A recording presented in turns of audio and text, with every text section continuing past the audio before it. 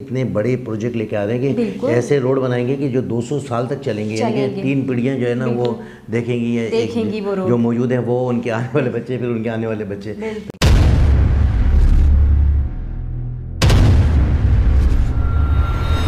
अस्सलाम वालेकुम, नमस्ते, सत श्री अकाल। मैं इरशाद अली खान और मेरे साथ मौजूद हैं सिमल शेख। अस्सलाम वालेकुम, नमस्ते, सत श्री अकाल। कैसे हैं आप लोग? उम्मीद करती हूँ खैरियत से होंगे, जहाँ होंगे खुश होंगे, मज़े में बढ़िया होंगे। जी दोस्तों, आज फिर हम आपके सामने मौजूद हैं एक नई वीडियो के रिएक्शन के लिए। इससे पहले के रिएक्शन स्टार्ट करें, बहुत शुक्रिया कि आप हमारे वीडियो देखते हैं, कमेंट्स भेजते हैं, इतनी मोहब्बत चाहत का। तो चलते हैं पहले वीडियो की जानिब। जी तो दोस्तों चलते हैं वीडियो की जानिब। वीडियो का टाइटल है यूनियन मिनिस्टर नितिन गडकरी इन आपकी अदालत पार्ट 3। तो चलते हैं। Welcome back. आपकी अदालत में आपका एक बार फिर से स्वागत है। आज मेरे मेहमान हैं नितिन गडकरी, वो मंत्री जो अपने इनोवेटिव आइडियाज के लिए, अपनी स्पीड के लिए जाने जाते हैं। आपकी अदालत में अगला इल्जाम नितिन गडकरी का। आपकी अदालत में यूनियन मिनिस्टर नितिन गडकरी पर आरोप है कि इनकी पार्टी अहंकारी है। अब ये जो आपके जो सहयोगी दल है वो बार बार कहते हैं कि भारतीय जनता पार्टी को अहंकार हो गया, किसी को साथ लेके चलना नहीं चाहते। देखिए, अहंकार और आत्मविश्वास, ये दो शब्दों में अंतर बहुत कम है। हम अहंकारी नहीं है, आत्मविश्वासी है। अब ये आत्मविश्वास है कि 50 साल तक हम राज करेंगे? नहीं सर, लोकतंत्र में कोई अमरत्व लेके नहीं आया। ये जनता मालिक है। अगर हम अच्छा काम करेंगे तो ये चुन कर देंगे, नहीं तो ये बदलाएंगे। आज हम मंत्री हैं, कल अपोजिशन पार्टी में काम करेंगे। इसलिए लोकतंत्र में मालिक तो जनता है, हम तो सेवक हैं। और इसलिए हमारे प्रधानमंत्री कहते हैं मैं प्रधान सेवक हूँ। हाँ, एक बात जरूर है कि हमारी पॉलिसीज ट्रांसपेरेंट है, थोड़ा सा आत्मविश्वास हमारे बीच में है, तो हम लोग स्वाभाविक रूप से कुछ बातें कहते हैं। आप तो महाराष्ट्र से आते हैं, शिवसेना हर रोज सामना में एडिटोरियल लिखते हैं सरकार को क्रिटिसाइज करते हुए। सरकार के अंदर भी हैं, सरकार के साथ भी हैं, लेकिन रोज ये आज से नहीं लिख रहे, 5-7 साल से लिख रहे हमारे यहाँ मराठी में एक कहावत है, आपको मराठी समझता है? हाँ, थोड़ा बहुत। तुझं माझं जमेना, तुझ्या वाचून करमेना। तेरी मेरी बनी भी नहीं, तेरा मेरा जमता भी नहीं और तेरे सिवा करमता भी नहीं देखो, politics is a game of contradiction, compulsions and limitations, और इसलिए ऐसे ही चलते रहे। देखिए, आज उन्होंने क्या लिखा है? उन्होंने लिखा है कि सर्जिकल स्ट्राइक का टुनटुना बजा के राजनीति नहीं हो सकती। अब ऐसा है कि उन्होंने क्या लिखना और क्या नहीं लिखना ये उनका काम है, पर ये आज से नहीं लिख रहे, बहुत बार लिखते, फिर इससे लिखने के बाद प्रेम भी करते हैं, फिर बातचीत भी होती है, फिर हमारी चर्चा भी होती है, और फिर सुलह भी हो जाती है। तेलुगु देशम पार्टी, वो तो आपके साथ थी, उसने साथ छोड़ दिया। बिहार में ऐसी छोटी छोटी पार्टियां जो साथ छोड़ रही हैं। देखिए, राजनीति में पॉलिटिकल अलायंसेस जो होती है ये कभी खुशी से नहीं होती। मैं हमारे अलायंस के बारे में नहीं बता रहा हूँ। आज तक हमारे लोकतंत्र के इतिहास में जितनी अलायंसेस होती है वो मजबूरी से होती है, कंपल्शन से होती है, और जब सामने वालों को कभी फ़ायदा दिखता है तो अलायंस मजबूत होती है, और जब उसको लगता है कि कुछ नहीं, उसकी समाधान नहीं होता तो वो टूटती है। और देखो, ये देश का दुर्भाग्य है कि अलायंसेस का आधार अगर आइडियोलॉजी होगा, अलायंसेस का आधार इकोनॉमिक प्रोग्राम होगा, अलायंस का कुछ आधार कुछ कॉमन प्रोग्राम होगा, तो बात अलग है। आजकल ऐसा है, neither rightist nor leftist, we are non opportunist. जो भी सत्ता में आता है उस पार्टी में घुसते हैं लोग। अब हमारे पार्टी में आ रहे हैं और वो बताते हैं मैं इतने साल संघ में गया था, मैं ऐसा हूँ वैसा हूँ। क्योंकि क्या होता है कि एक कहा जाता है कि जहाँ विक्ट्री होती है वहाँ लोग जुड़ जाते हैं, तो ये थोड़ा सा इसका संबंध फर्क दिखाई दे रहा है, पॉलिटिक्स ऑफ कन्वीनियंस से है। लेकिन देखिए ना, राहुल गांधी तो छोटी छोटी पार्टियों को जोड़ रहे हैं और भारतीय जनता पार्टी छोटी छोटी पार्टियों को तोड़ रही है। देखिए, हमारे खिलाफ लोग इकट्ठा हो रहे हैं, इसका मतलब हम स्ट्रांग बन रहे हैं। हमारा जब एक पार्टी को, जैसे कुछ लोग है, मैं नाम नहीं लेता, जो पार्लियामेंट में एक दूसरे को सलाम नहीं करते थे, हंसते नहीं थे एक दूसरे के सामने, अगर हंसे उन्होंने तो पार्टी हाईकमांड में तकरार होती थी। आज वो दोस्त बन रहे हैं, गले में गला डाल के बैठ रहे हैं। इसका कारण उनमें कोई वैचारिक साम्यता, ये कारण नहीं है। उनको भारतीय जनता पार्टी और मोदी जी का नेतृत्व इतना स्ट्रांग और मजबूत हुआ है, उस डर के कारण वो इकट्ठा हो रहे हैं। लेकिन नितिन जी, उत्तर प्रदेश में अगर मायावती और अखिलेश यादव की पार्टी इकट्ठी आ गई तो भारतीय जनता पार्टी को नुकसान तो होगा, तब 80 में से 73 सीटें तो नहीं मिल सकेंगी। देखिए, राजनीति में 2+2 4 कभी नहीं होता। आपको एक उदाहरण बताता हूँ। मैं जब स्कूल में था और लगभग कॉलेज के पहले साल में था, तब इंदिरा जी की सरकार थी, शायद 71 की बात हो गई। तो उस समय जनसंघ, समाजवादी पार्टी और कांग्रेस, वो एक बड़ी आघाड़ी बनी थी। उसका नाम बड़ी आघाड़ी था, आपको याद होगा। आप उस समय दिल्ली यूनिवर्सिटी में स्टूडेंट थे, क्योंकि मुझे आप याद है उस समय मैं नागपुर यूनिवर्सिटी में था। तब वही उन्होंने किया था इक्वेशन कि इसके इतने सबके वोट पड़ा के बोला हम जीतने वाले हैं। और जब चुनाव हो गया तो पूरा विपक्ष पूरा हार गया और इंदिरा जी जीत गई। तो 2+2 4 कभी नहीं। लेकिन हमने उत्तर प्रदेश में उदाहरण देखा ना, हाल ही में 3 चुनाव हुए। गोरखपुर बहुत स्ट्रॉन्ग सीट थी, योगी आदित्यनाथ की सीट थी, फूलपुर डिप्टी चीफ मिनिस्टर की सीट थी, उन्नाव। तीनों इलेक्शंस में चूंकि मायावती और अखिलेश यादव इकट्ठे रहे तो बीजेपी हार गई, तीनों सिटिंग मेंबर से। देखो, ये जो चुनाव था ना, ये केवल 2-3 सीट का था। पहली बात तो ऐसा है कि पूरे राज्यों के चुनाव होंगे, देश के चुनाव होंगे, तब अलायंस करना ही डिफिकल्ट है, क्योंकि इतने आसानी से अलायंस नहीं हो पाएगी। फिर जो लोग एक पार्टी में चुनाव लड़ना चाहते हैं, वो इतना आसान नहीं है कि दूसरे पार्टी को दी हुई सीट में वो दिल से उसको मदद करेंगे। इसमें बहुत इफ्स एंड बट्स है। और इसलिए मैं मानता हूँ कि कितना भी हुआ तो भी जो काम हम कर रहे हैं, जो गरीबों के लिए हमारी योजनाएं यशस्वी हुई है, अभी पोस्ट बैंक हो गई, उज्ज्वला योजना में लाइट चले गए, अभी उज्ज्वला योजना में हमने 8 करोड़ लोगों को गैस सिलेंडर दे दिया, हर घर में लाइट लगा के दिए। अभी हम लोग उड़ान जैसी योजना में कॉमन आदमी अब हवाई जहाज से घूमने लगा है। हमने रोड का नेटवर्क किया, 1,83,00,000 हेक्टेयर हमने इरिगेशन की कैपेसिटी बढ़ा रहे हैं। प्रधानमंत्री जन धन योजना में 3 करोड़ बैंक अकाउंट है, 32 करोड़ बैंक अकाउंट हुए हैं। स्वच्छ भारत अभियान में कितना अच्छा काम हुआ है। अब गांव के रोड बन रहे हैं, गांव में इलेक्ट्रॉनिक IT कनेक्टिविटी आ रही है। मुझे बताइए, गांव में हॉस्पिटल, हेल्थ सर्वे, अभी हेल्थ इंश्योरेंस स्कीम 5 लाख तक का हेल्थ इंश्योरेंस कवर। आप मुझे बताइए कि देश के 10 करोड़ फैमिली यानी 50 करोड़ लोगों को मिलेगा, इसकी शुरुआत हो गई। तो मुझे लगता है कि हमारे काम के ऊपर जो हमने विकास के काम किए, और जात, पंथ, धर्म, भाषा इसको डिस्क्रिमिनेट न करते हुए सबका साथ सबका विकास, इसके आधार पर मोदी जी के नेतृत्व में जो काम हमने किए हैं, चाहे कितनी भी पार्टियां इकट्ठा हो, इस देश की जनता, गरीब जनता, जात, पंथ, धर्म, भाषा को भूल कर इतने काम के तो भी लोग कह रहे हैं कि राजस्थान में वसुंधरा राजे जीत नहीं पाएंगी। सर, ये ऐसा है, देखो, कोई राज्य में हम जीतते हैं, कोई राज्य में हारते हैं, कभी एक पार्टी की सरकार होती है। राजस्थान का रिकॉर्ड ही ऐसा है कि एक बार एक सरकार, एक बार दूसरी सरकार, एक बार एक सरकार, एक बार दूसरी सरकार। और राज्य के चुनाव के भी विषय अलग अलग होते हैं। फिर भी मेरा विश्वास है कि इस बार राजस्थान में हम जीतेंगे चुनाव। और मध्य प्रदेश और छत्तीसगढ़ में हम जीतेंगे।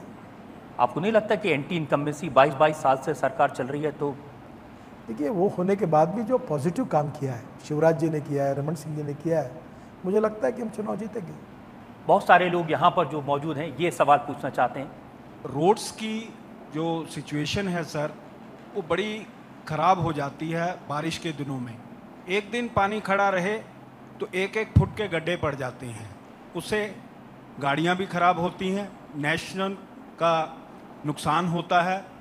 और इसके लिए जो बिटुमिनस है, जो कोलतार है, वो एक अच्छी क्वालिटी का पड़ना चाहिए। देखिए, पहली बात तो ऐसी कि देश में पहले रोड कहाँ का है आप समझ लीजिए। नेशनल हाईवे है, स्टेट हाईवे है, डिस्ट्रिक्ट हाईवे है, विलेज कनेक्टिविटी के रोड है और अर्बन रोड है। मैं केवल नेशनल हाईवे के लिए जिम्मेदार हूँ। और मैं आपको बता दूँ, ये मैं पूरे सीमेंट कंक्रीट के रोड बना रहा हूँ। अभी थोड़े कुछ बिटुमिन ये सीमेंट वाले कार्टेल करते हैं, इनको भी मैं सबक सिखाना चाहता हूँ, क्योंकि मैं पूरा सीमेंट और स्टील 40% कंज्यूम करता हूँ। ये इसको लेके इन्होंने कार्टेल करके रेट बढ़ाते, इसलिए मैंने अभी बीच में बिटुमिन की परमिशन दी। पर मैं पूरे उत्तर प्रदेश, बिहार, कहीं भी जाऊँ, सीमेंट कंक्रीट रोड बना रहा हूँ। और नागपुर में मैं सांसद हूँ। मैं पब्लिक को बोलता हूँ, जो आज तक जिंदे बच्चे वो, फिर उनके बाप है वो, फिर उसके भी है, सब जब तक है 3 पीढ़ियाँ, गड्ढा नहीं पड़ेगा। और मैं आपको गारंटी दूँ, ये दिल्ली का रिंग रोड बनाया ना आपने, हमने जो बनाया, आप जाके आओ, कंक्रीट रोड है। मैं आपको गारंटी दूँ 200 साल इस रोड पर कोई गड्ढा नहीं पड़ेगा। ऐसे जाड़े जाड़े कंक्रीट के रोड बने, कोई नहीं पड़ेगा। पर जहाँ बिटुमिन रोड बनते हैं वो 3 साल में उखड़ जाते हैं। और इसलिए राज्य सरकार में अर्बन बड़े शहरों में धीरे धीरे कंक्रीट के रोड बनाने चाहिए। और एक मैंने अच्छी बात की है कि बिटुमिन रोड में 10% वेस्ट प्लास्टिक और 10% रबर वेस्ट अब अलाउ किया है ऐड करने के लिए। उससे रोड की क्वालिटी भी सुधरेगी और इन्वायरमेंट का प्रॉब्लम भी सॉल्व होगा। 200 साल अगर गड्ढे नहीं पड़े तो हजारों साल लोग आपको याद रखेंगे नितिन। सर आप ये पूना वाले लोग बैठे हैं, पूना में और मुंबई के बीच में इतना पानी आता है, इनको पूछो। मैंने 96-97 में मुंबई पुणे एक्सप्रेस हाईवे बनाया था, पूछो एक भी गड्ढा है क्या उसके ऊपर? अच्छा नहीं है। लेकिन अब मैं एक ऐसा सवाल पूछना चाहूँ जिसका आप जवाब नहीं देना चाहते, कौन सा? और सब लोग ये पूछना चाहते हैं कि अगर बीजेपी की मेजोरिटी नहीं आई तो आरएसएस की पसंद प्रधानमंत्री पद के लिए नितिन गडकरी हो गए। देखो ये भी एक गलत फहमी है। मैं ना कोई आरएसएस की पसंद हूँ, ना मैं प्रधानमंत्री बनने के सपने देखता हूँ। मैं बहुत low profile down to earth सामाजिक कार्य करता हूँ। रजत जी, मैंने कभी किसी को अपना बायोडाटा दिया नहीं, अपने फ़ोटो लगाए नहीं, कटआउट लगाए नहीं। ना मैं मीडिया की चिंता करता हूँ, ना जनता की चिंता करता हूँ। मैं अपने जीवन में ये मानता हूँ कि politics is the instrument of socio economic reform. और मैं देश के लिए, समाज के लिए, अपने परिवार को, अपने घर को सुरक्षित रखकर कुछ काम करूँ। मैं बहुत समाधानी हूँ कि मुझे जो कुछ काम मिला, गंगा का काम मिला, मैं अब पिथौरागढ़ से मानस सरोवर का रोड बना रहा हूँ जहाँ -45 डिग्री टेम्परेचर है, 70% रोड पूरा हुआ है। मेरा सपना है कि पिथौरागढ़ से मानस सरोवर का रोड बने। मैं दिल्ली मुंबई एक्सप्रेस हाईवे बना रहा हूँ, सौदा एक्सप्रेस हाईवे बना रहा हूँ। मैं अपने काम में रात दिन खुशी से काम करता हूँ और अपने काम को छोड़कर बाकी कोई काम नहीं। और मुझे जो कुछ मिला है वो बहुत मेरी हैसियत और औकात से ज़्यादा मिला है। अब मुझे कोई प्रधानमंत्री बनने की ना इच्छा है, ना कोई आरएसएस का मैं चॉइस हूँ। मैं आरएसएस का स्वयंसेवक जरूर हूँ, पर मेरा अपना स्वभाव ही ऐसा है। मैं जब दिल्ली आया तो मुझे बहुत लोगों ने कहा कि धोती पहनो, पैजामा कुर्ता पहनो, तो मैंने कहा देखो मैं जैसा हूँ वैसा रहूँगा। जो चाहिए वो कपड़े पहनूँगा, जो बोलना है वो बोलूँगा, जो करना है वो करूँगा। जो तुमको लगता है लगो, अच्छा लगे तो अच्छा लगे, बुरा लगे तो बुरा लगे। मुझे लोगों ने बहुत प्रेम दिया, अब मुझे देश के लिए कुछ करना है, उससे भी समाधानी हो।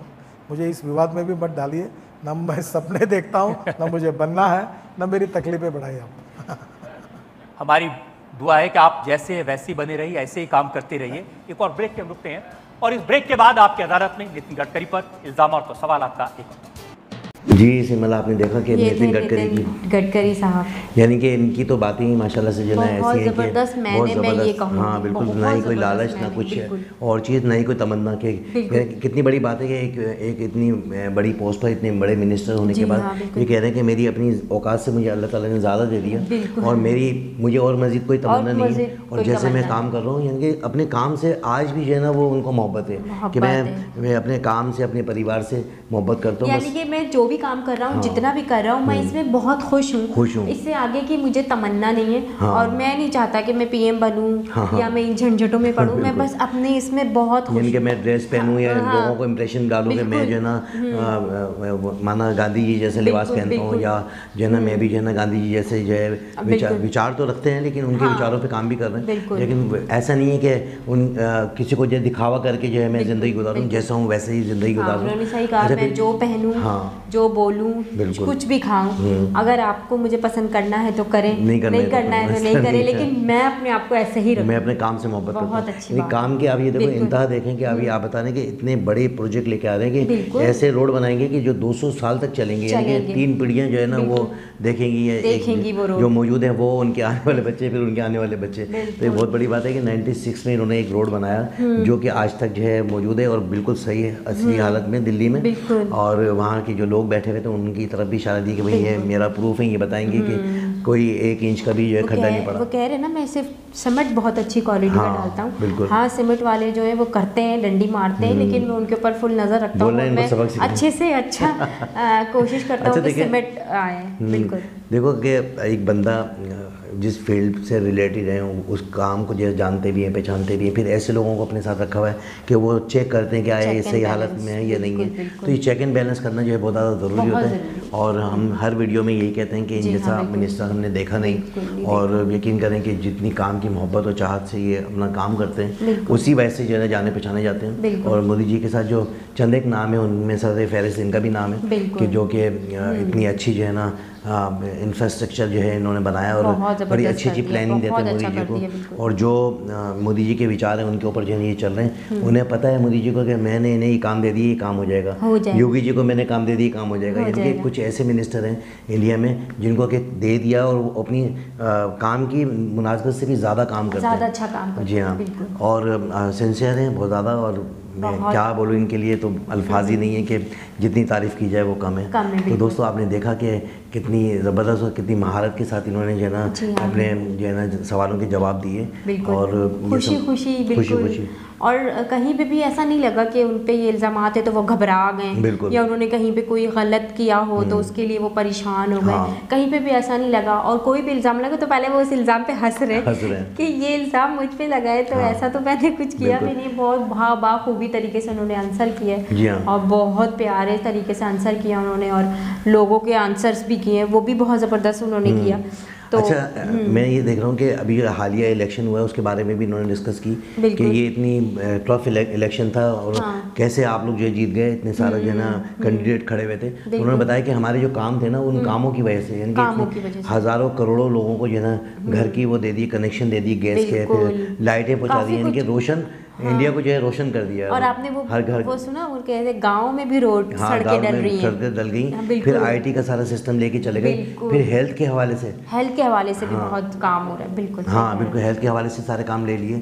फिर उसके बाद जो है सबसे बड़ी बात ये कि जो हॉस्पिटल्स नए बनाए होंगे और क्या नाम है उसका, घर घर जो है कनेक्शन दे दिए इलेक्ट्रिक के, तमाम तर एजुकेशन, पानी का भी कनेक्शन हो ही गया होगा। पहले तो दूर दराज जाते थे लोग पानी लेने।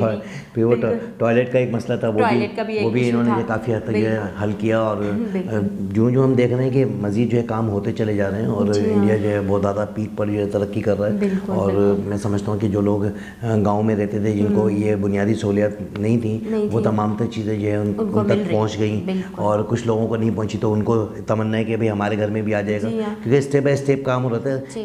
एक सिरे से स्टार्ट करते तो एंड तक जाते हैं। तो कुछ ऐसे गाँव होंगे जहाँ पर के ये सहूलियत भी नहीं होंगी, लेकिन आने वाले दिनों में जो है शायद वहाँ पर भी ये चीज़ें जो है ना शुरू हो जाएँ। कई ऐसे रेलवे के जो है स्टेशन है वो इन्होंने बनाए, मज़ीद बढ़ाएं, ट्रैक डाले, जो हमने लास्ट वीडियो में अभी हमने देखा था।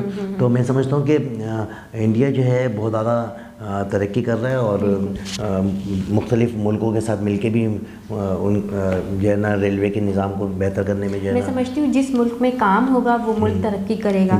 जिस मुल्क में आपको PM और मिनिस्टर वगैरह आपको सिंसियर मिल जाएंगे, अच्छे मिलेंगे, तो वो मुल्क तरक्की क्यों नहीं करेगा। जहाँ पर और मेरे ख्याल से इंडिया में ये सारी चीज़ें मौजूद हैं। बिल्कुल एक टीम वर्क है, यूनिटी है। जब यूनिटी हो जाती है कि हमने अपने मुल्क को संवारना है और अपने मुल्क को आगे लेके चलना है, तो वहाँ पर फिर ये नारा लगना जो है बंद हो जाता है कि ये मेरा शहर है, ये उसका शहर है, ये उसका शहर है। हमारे यहाँ तो ये चीज़ें हैं कि ये मेरा शहर है, मैं अपने शहर को देखूंगा, वो बोल रहा है मैं अपने शहर को देखूंगा। लेकिन मैंने यहाँ देखा कि इंडिया में ये हो रहा है कि हम तो इंडिया को जो है आगे बढ़ाएंगे, यानी कि शहर किसी का भी है और गाँव किसी का भी है, कौन सी कम्युनिटी रहती है ये उन्हें कोई सरोकार नहीं है। उन्हें सरोकार है तो इंडिया की तरक्की के लिए कि हमें अपने मुल्क को जो है आगे बढ़ाना है और अपने देश को जो है उसका जो है नाम रोशन करना है। इसी तरह जो है ना ये जो है मुल्क जो है आगे बढ़ेगा, तो वो अब उस पर काम कर रहे हैं। जैसे मैंने आपने देखा कि ये मैं ये देख रहा हूँ कि नितिन गडकरी साहब जो हैं वो अपने काम की ये बड़ी महारत रखते हैं और अपने काम में बड़े सिंसियर भी हैं। और फिर जो जुड़ गए काफ़ी अरसे से काम कर रहे हैं, तो इन्हें पता है कि कहाँ से क्या चीज़ मिलेगी, कहाँ से क्या चीज़ मिलेगी, कौन सा बंदा कहाँ से मिलेगी। हाँ बिल्कुल, कौन सा बंदा डंडी मारता है और कौन सा बंदा जो है हमें सही चलेगा। तो वो पनिशमेंट भी हाथ के हाथ दे देते हैं और उसको जो है ना फिर आगे बढ़ाने के जो मामला थे वो फिर लेके चलते हैं। ऐसे लोगों को निकाल के बाहर खड़ा कर देते हैं जो गंदा काम करते हैं, गलत काम करते हैं, कि अपने काम में डंडी मारते हैं। लेकिन ऐसे लोगों को बहुत ज़्यादा लाइक करते हैं जो बहुत ज़्यादा ईमानदारी से काम करते हैं और अच्छा काम करते हैं, अच्छा रॉ मटेरियल जो इनको प्रोवाइड करते हैं। तो फिर ये भी समझे कि मैं समझता हूँ कि ये गॉड गिफ्ट है इंडिया के लिए कि उनके लोगों के लिए, मैं समझता हूँ कि आप लोगों के लिए ऐसे लोग का आना और आपके मुल्क में तरक्की का होना, ये समझे कि आप खुशनसीब हैं कि ये दुनिया में जो है बहुत कम ही लोग होते हैं जो अपने मुल्क के साथ जो सिंसियर होते हैं। लेकिन आप ये देखें कि अगर आप सर्वे करें एशिया में तो इस तरह के लोग कहाँ मिलेंगे आपको। और अपने काम से मोहब्बत करना, अपने काम से सिंसियरिटी होना, आपके बोलने से पहले आपकी तमाम तर चीज़ें जो है ना हो जाना, ये एक बहुत बड़ी जो है गॉड गिफ्टेड है। और मैं दोबारा कहूँगा कि ऐसे लोगों के लिए अल्फाज ही नहीं होते, कितनी भी तारीफ़ कर दें हम वो बहुत ज़्यादा कम है। और यकीन करें कि हमें भी बड़ा रश्क आता है कि ऐसे लोग जो हैं हर जगह पर मौजूद होने चाहिए, इतने ईमानदार और इतनी तेज़ी से काम करने वाले, और अपने मुल्क का पैसा एक एक पाई जो है बचाना, ये बहुत बड़ी बात होती है कि रॉ मटेरियल में से भी बचा रहे हैं, लेबर से भी बचा रहे हैं, मुल्क का पैसा ऐसे बचा रहे हैं जिससे उनका अपना पैसा हो।